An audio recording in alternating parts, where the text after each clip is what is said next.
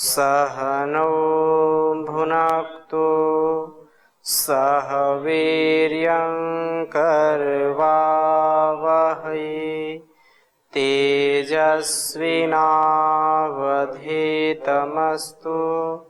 मा विद्विषावहै।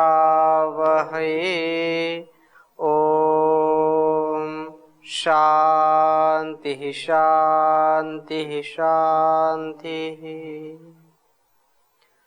वैदिक जीवन पद्धति में हम प्राण सूक्त का स्वाध्याय कर रहे थे। प्राणायाम का विषय चल रहा है और अथर्ववेद के प्राण सूक्त के 8 मंत्र हमने पढ़ लिए थे और 9वें मंत्र की चर्चा करेंगे। कहा कि 9वें मंत्र में या ते प्राण प्रिया तनुर्यो ते प्राण प्रेयसी अथो यद भेषजम तव तस्य नो धेहि जीवसे। बहुत ही अच्छी बात है, उच्चारण करेंगे। ओम या ते प्राण प्रिया तनुर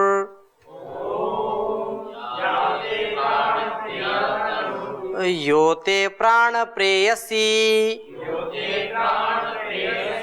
अथो यद भेषजम तव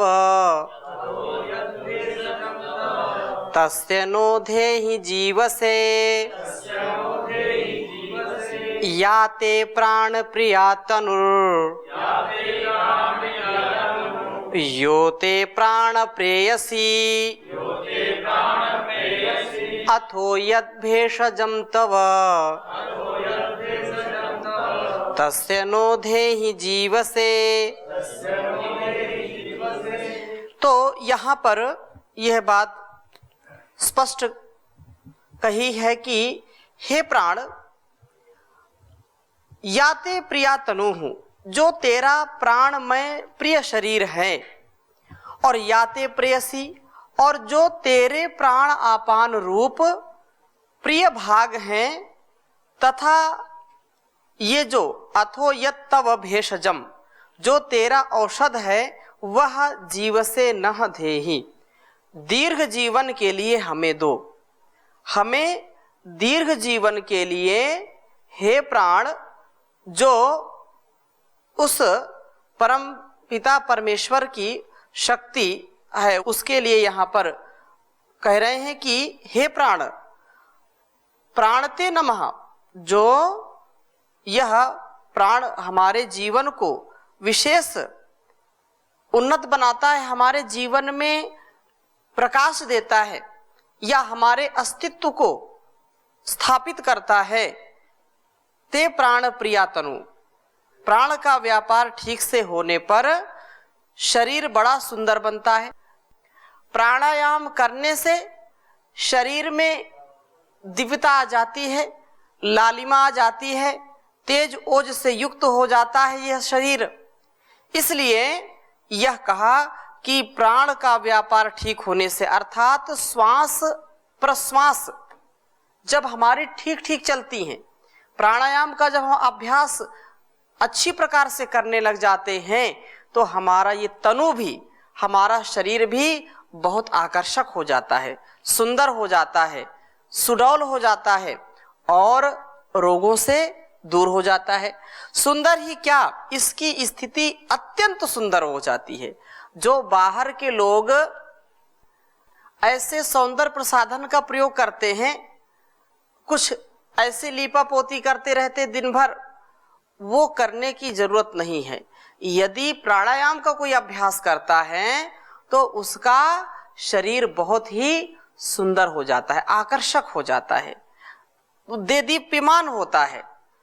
सैकड़ों हजारों लोगों के बीच में बैठा होगा तो उसका जो मुखमंडल है वो अलग ही होगा। परम पूज्य स्वामी जी महाराज हमारे आदर्श हैं और उनके यदि हम शरीर को देखें, उनके मुखमंडल को देखें तो हजारों लाखों में एक हैं। ऐसे ही ये वेद का वचन है। वेद कह रहा है कि जो प्राण का संधान करते हैं, प्राण का नियमन करते हैं और जिनके शरीर में प्राण ठीक ठीक काम करते हैं, उनका शरीर बहुत ही सुंदर, अत्यंत सुंदर हो जाता है। तो चाहे युवक हो, चाहे युवती हो, स्त्री हो, पुरुष हो, कोई भी यदि प्राणायाम का अभ्यास करेगा तो उसके बाहर का जो सौंदर्य है और अंदर का जो सौंदर्य है वो दोनों निखरते हैं। अंदर से भी व्यक्ति बहुत पवित्र हो जाता है, शुचिता युक्त हो जाता है, और बाहर से भी आकर्षक हो जाता है। जो लोग बाहर के सौंदर्य प्रसाधन से अपने को सजाना चाहते हैं वे क्षणिक हैं। बाहर के आभूषणों से अपने आप को सजाना चाहते हैं वो क्षणिक हैं, वो नष्ट होने वाले हैं। लेकिन प्राण शक्ति से हमारी वाणी, हमारा व्यवहार, हमारा आहार, ये सदाचार उत्तम हो जाता है, ये परोपकार से हमारा जीवन परिपूर्ण हो जाता है। लेकिन कुछ लोग केवल यहाँ आकर के शरीर में ही सजते और संवरते रहते हैं, अनेक प्रकार के ब्यूटी क्रीम और अनेक प्रकार की जो है ऐसी ऐसी चीज का प्रयोग करते हैं। आंखों के लिए अलग, बालों के लिए अलग, चेहरे के लिए अलग, हर प्रकार से जो हम बाहर देखते हैं लोगों को कि इस आकर्षक दुनिया में, आकर्षक संसार में वो स्वयं आकर्षक बनना चाहते, लेकिन सच्चा आकर्षण इसी में है जो योग प्राणायाम का अभ्यास करते हैं। और तो सारे संसार में ये सारे आभूषण ये सब नष्ट होने वाले होते हैं। तो यह विशेष बात कही है कि प्राण या जो तेरा प्रिया तनु स्वस्थ अतएव प्रीतिकर शरीर है, प्राणों के लिए शरीर प्रीतिकर है। और निश्चय से इस बात को जान, ते प्रेयसी तनु, ये तेरा अतिशयित प्रीति करने वाला शरीर है। अथोयत जो तव भेषजम, तेरा औषध गुण है, ये क्योंकि औषध है, प्राण क्या है, औषध है। और औषध का जब प्रयोग करते हैं तस्य नः धेहि, उसे हमारे लिए धारण कर, जीव से, जिससे हम उत्तम जीवन वाले बने, हमारे अंदर उत्तमता आए, हम जो है पुरुषोत्तम बन जाएं, हम मानव से महामानव बन जाएं। हे प्राण, ऐसी हमारी कामना है, ऐसी भावना है। तो हम शरीर से भी, मन से भी, वाणी से भी, कर्म से भी सुंदर, आकर्षक, स्वस्थ बने। प्रभु कृपा से हमें प्राण साधना द्वारा वह प्राण शक्ति प्राप्त हो, जिससे कि हमारी जो तनु, हमारा जो शरीर है निरोग व प्रिय, बहुत ही सुंदर बने। हम हर प्रकार से सौंदर्य का आधान अपने जीवन में कर सकें। यदि इनका अभ्यास हम करते हैं प्राणायामों का, तो निसंदेह अलग से किसी भी सौंदर्य प्रसाधन की आवश्यकता हमको नहीं हो सकती। और हमारे अंग जब तक हम जिएंगे पूरे जीवन स्वस्थ रहेंगे, अंगों में, हमारी इंद्रियों में शिथिलता नहीं आएगी। नहीं तो अंग भंग हो जाते हैं, शरीर एंड बैंड हो जाता है, कहीं से हड्डी बढ़ने लगती है, कहीं मांस बढ़ने लगता है, कहीं थक्का जमने लगता है, कहीं जो है चर्म रोग हो जाता है, कहीं झाइयां हो जाती हैं। और लोग बाहर के आकर्षण में ऐसे अपने आप को लगा देते हैं कि सारा जीवन उनका न अंदर का और न बाहर का आकर्षण बन नहीं पाता है। ये शरीर ऐसे शिथिल हो जाता है। ये यहाँ जो बात कही कि ये निरोग हो, हमारा शरीर जब तक रहे निरोगी रहे, रोग से युक्त नहीं होना चाहिए। क्योंकि वृद्धावस्था आती है तो व्यक्ति शिथिल हो जाता है, स्वाभाविक सी बात है। लेकिन जो योगी होता है, जिसने प्राण साधना की होती है, वो अंतिम श्वास तक भी किसी का एहसान नहीं लेता, किसी के आश्रय में नहीं होता। वो स्वयं इतना सबल हो जाता है कि उसका जीवन दूसरों के लिए अनुकरणीय हो जाता है। यहाँ ताऊ जी बैठे हैं, इनके पिताजी हैं, लगभग 100 वर्ष के आयु के हो गए होंगे, ऊपर हो गए, 100 वर्ष से ऊपर हो गए। लेकिन किसी को अपना कार्य करने नहीं देते, वो स्वयं करते हैं। अभी दक्षिण में 110 वर्ष के कोई जो है वृद्ध वेद पाठी, वो वेद पाठ करते हैं और बच्चों को अभी शिक्षा दे रहे हैं। जिनका जीवन संयमित है, जिन्होंने प्राण साधना की है, वो जब तक चाहे, जब तक चाहे का मतलब जब तक उनका शरीर स्वस्थ रहेगा, वो तब तक किसी का बोझ नहीं बनते हैं। अक्सर जो भोगी होते हैं, जो रोगी होते हैं, वो दूसरों का बोझ बन जाते हैं और इससे फिर लोग दुखी होते हैं कि कितनी जल्दी जो है इनसे छुटकारा मिले। लेकिन वास्तव में जिसने प्राण साधना की है, वो कभी भी किसी का भार नहीं बनता है। शरीर तो ऐसे शिथिल हो जाता है, शिथिल होगा निश्चित रूप से यदि प्राण साधना नहीं करेंगे।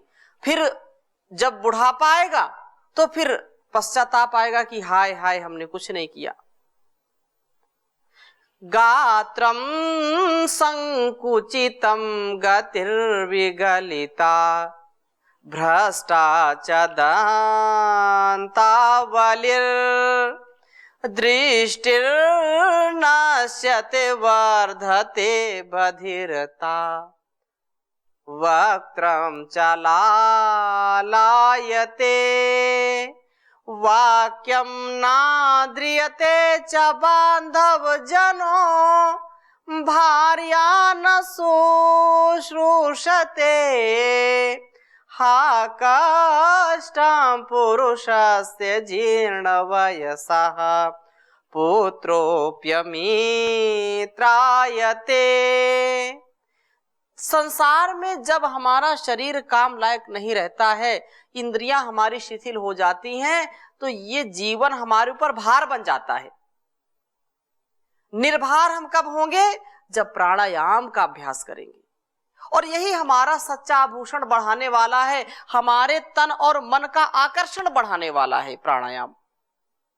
जिसने प्राणायाम किया है, जिसने प्राणायाम को अपनाया है, उसका जीवन बहुत देदीप्यमान हो जाता है। और संसार का जो भौतिकता में जो लोग जीते हैं और इस साधना से जो लोग हटे रहते हैं, इसको जो समझते नहीं है, जो अपनाते नहीं है, वो अकाल मृत्यु को प्राप्त हो जाते हैं और उनका शरीर भी इतना आकर्षण होता नहीं है, चाहे स्त्री हो या पुरुष हो। हाँ, क्षणिक कुछ लोग नाना प्रकार के जो अनेक जो प्रयोग करते हैं सौंदर्य प्रसाधन, वो क्षणिक होते, जैसे कहा। सच्चा आभूषण, सच्चा जो आरोग्य है वो प्राणायाम से है। इसलिए प्राणायाम की साधना हमको करनी चाहिए। यही यह अथर्ववेद का जो 11वें कांड का जो हमारा चौथा सूक्त चल रहा है, प्राण सूक्त का, उसका ये 9वां मंत्र है। और 10वें मंत्र में अब कह रहे हैं कि सर्वस्य ईश्वरः प्राणः। इस सब के अंदर जो प्राण है वो ईश्वर सबका प्राण है, उसके बिना ये संसार चल नहीं सकता है। तो इसके विषय में आप लिख लीजिए यह 10वां मंत्र। 10वें मंत्र में कहा, प्राणः प्रजा अनुवस्ते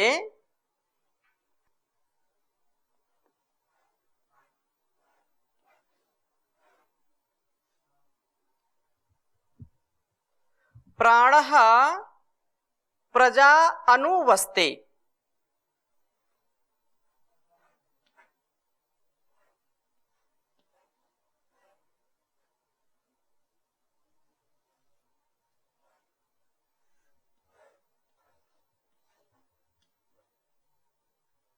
प्राणः प्रजा अनुवस्ते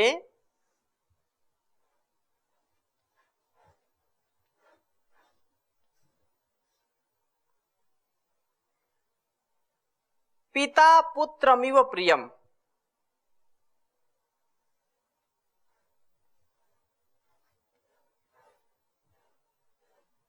पिता पुत्रमिव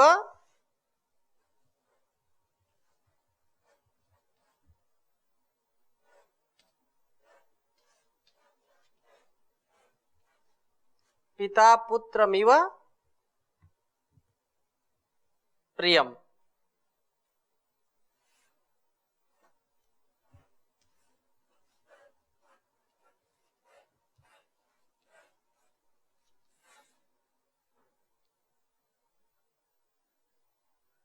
प्राणो सर्वस्तेश्वरो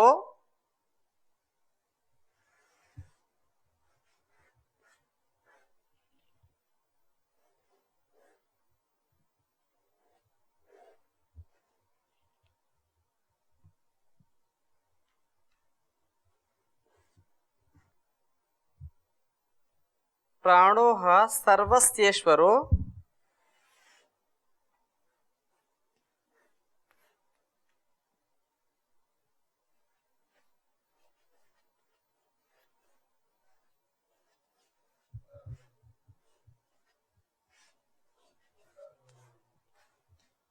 प्राणो सर्वस्तेश्वरो यच्च प्राणाति यच्च न।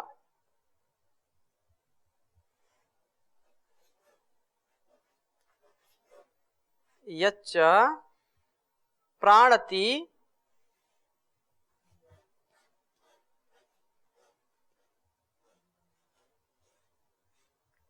प्राणो सर्वस्तेश्वरो यच्च प्राणति यच्च न।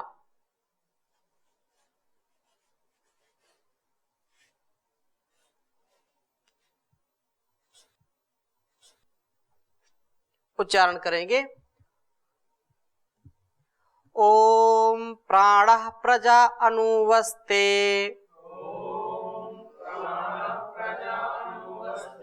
पिता पुत्रमिव प्रियम् प्राणो सर्वस्तेश्वरो यच्च प्राणति यच्च न। प्राणः प्रजा अनुवस्ते पिता पुत्रमिव प्रियम् प्राणो सर्वस्तेश्वरो यच्च प्राणति यच्च न। तो यह बात यहाँ कही कि प्राणः प्रजा अनुवस्ते पिता प्रियम पुत्रमिव। जिस प्रकार से पिता प्रिय पुत्र के साथ रहता है उस प्रकार प्राणः प्रजा अनुवस्ते ये प्राण सब प्रजाओं के साथ रहता है। यह प्राण सब प्रजाओं के साथ रहता है। और यत प्राणति जो प्राण धारण करते हैं और यच्च न जो प्राण नहीं धारण करते हैं, अर्थात जड़ और चेतन चर अचर। प्राणः सर्वस्य ईश्वरः प्राण ही उन सब का ईश्वर है। जो इस चर अचर जगत में इस संसार में हैं वह जैसे पिता पुत्र के साथ रहता है वैसे यह प्राण सब प्रजाओं के साथ रहता है, जो प्राण धारण करते हैं और जो प्राण धारण नहीं करते हैं। दोनों के विषय में ये बात कही। प्राणः देव तिर्यंग मनुष्य आदि सब प्रजाओं को अनुवस्ते अनुक्रमेण आच्छादित किए हुए हैं। उनके शरीरों को नाड़ियों के द्वारा व्याप्त करके रह रहा है। यह प्राण को अपने वस्त्र से आच्छादित करता है, जैसे कि पिता प्रियम पुत्रम अपने प्रिय पुत्र को जो है आच्छादित करता है। उसी प्रकार से यच्च और जो जंगमात्मक जंगम होते हैं और स्थावर होते हैं, प्राणति प्राणन व्यापार करती है। यच्च न और जो स्थावरात्मक है, एक जंगम है और एक स्थावर है। तो ईश्वर जो है उन प्राणन व्यापार जो नहीं करती वो तो स्थावर होती हैं, जो प्राण जिनका श्वास और प्रश्वास जो नहीं लेते, अर्थात जो प्राणहीन है, तो भी प्राण निरुद्ध गति वाला होता हुआ वह निश्चय से सर्वस्व उस सबका ईश्वर जो है, ईश्वर स्थावरों में भी आत्मा को अविनाभूत यह प्राण निरुद्ध गति वाला होता हुआ अंदर है ही। सारे संसार में सब जगत, इस सारे संसार में प्राण सब प्रजाओं को अपने से आच्छादित करके सब रोगों से बचाता है, रोगों के आक्रमणों से बचाता है। इसलिए प्राण को सर्वोपरि माना है। जैसे इस संसार में सूर्य, चंद्र, पृथ्वी आदि हैं और वह उस परम पिता परमेश्वर के ही नियमन से चलती हैं, उसके द्वारा नियंत्रित होकर के चलती हैं। ये सारी परिस्थितियां, स्थितियां उसके अनुकूल होकर के चलती हैं, उसके प्रतिकूल नहीं कोई चल सकता है। सूर्य भी उसी की गति जो सुनिश्चित की है परमात्मा ने, उसी के अनुसार ही वो चलता है। तो वह प्राण है उसका, वो प्राणों का प्राण है जगदाधार, वह परमपिता परमेश्वर यदि अपनी शक्ति को खींच ले तो ये चल नहीं सकते हैं। जैसे इस शरीर में प्राण चल रहे हैं, सभी प्राणियों में प्राण ही जीवन का आधार है। यदि प्राण ना हो तो यह संसार चल नहीं सकता है। औषधियों में भी वह जो रस है वो प्राण के द्वारा ही उनमें प्रवाहित होता है। यदि वह प्राण ना हो, प्रकाश संश्लेषण ना हो, सूर्य ना हो, जल ना हो, वायु ना हो, तो ये वनस्पतियां भी अपने को फल और फूल से युक्त नहीं कर सकती हैं। ऐसे ही ये हमारा शरीर भी प्राण से ही ये सारी इंद्रियां काम करती हैं और ये सारी इंद्रियां आंख, नाक, कान, ये सब अपने अपने कार्य में प्रवृत्त होती हैं। यदि पानी की कमी हो जाए, अग्नि की कमी हो जाए तो यह शरीर शिथिल हो जाएगा, अपना कार्य करना ये सारी इंद्रियां बंद कर देंगी। इसलिए हमको प्राण विद्या को जान करके, समझ करके इसका जीवन में सदुपयोग करना चाहिए, इससे जीवन को महकाना चाहिए, जीवन को उन्नत बनाना चाहिए। और 11वें मंत्र में यह कहा कि प्राणो मृत्यु प्राणस्तकमा प्राणम देवा उपासते प्राणो हा सत्यवादिनम उत्तमे लोक आदधत। ये जो प्राण है वो प्राण मानो कि प्राण मृत्यु, प्राण ही मृत्यु है और प्राण तकमा, प्राण ही जीवन की शक्ति है। इसलिए प्राणम देवाः उपासते, 11वां मंत्र जो है उसमें प्राण के लिए कहा ये प्राण मृत्यु है, अर्थात जब प्राण शरीर से बाहर आ जाते हैं तो मृत्यु हो जाती है। और प्राणः तकमाः, ये प्राण जब अंदर जाते हैं अर्थात श्वास हम लेते हैं तो शरीर जीवनी शक्ति से परिपूर्ण हो जाता है। इसलिए ये कहा कि प्राण ही जीवन की शक्ति है।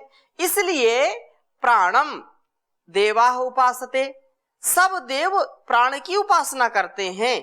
प्राण हा सत्यवादिनम, क्योंकि सत्यवादी को प्राण ही उत्तमे लोके आदधत, उत्तम लोक में पोषण करता है, उत्तम लोक में उसको पुष्पित और पल्लवित करता है।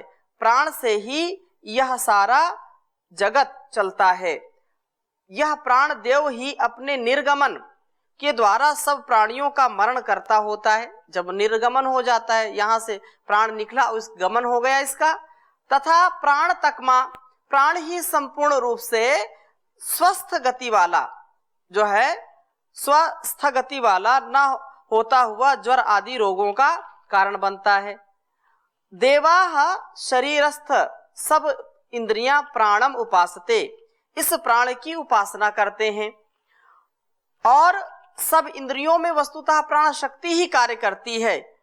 प्राण वाव इंद्रियाणि, प्राणः हा, निश्चित रूप से प्राण ही सत्यवादिनम, सत्यवादी पुरुष को उत्तमे लोके आदधत, उत्तम लोक में धारण करता है। प्राण साधना से जैसे शरीर से रोग नष्ट हो जाते हैं, उसी प्रकार इस साधना से मन से असत्य दूर भाग जाते हैं।